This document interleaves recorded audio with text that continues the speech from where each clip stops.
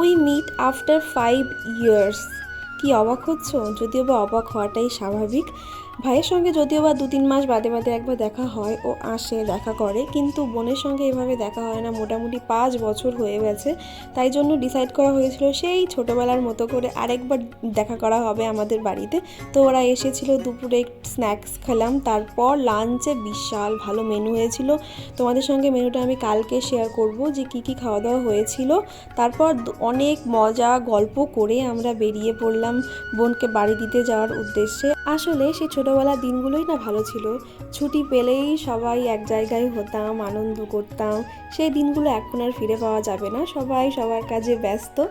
যাই হোক, তো আমরা যাওয়ার পথে কৈখালি বাজারে দাঁড়িয়েছিলাম, বড়া পাও আর চপ খেয়েছি। যদিও বা আমাদের টার্গেট ছিল ফুচকা, সেটা আমরা কোনো জায়গাতেই পাইনি, আমাদের এতটাই কপাল খারাপ ছিল।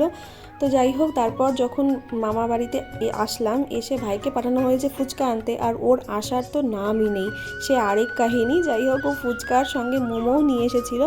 খেয়ে দিয়ে ফিরলাম বাড়ি। দিনটা তো ভীষণ ভালো কাটলো, আর কি বলবো।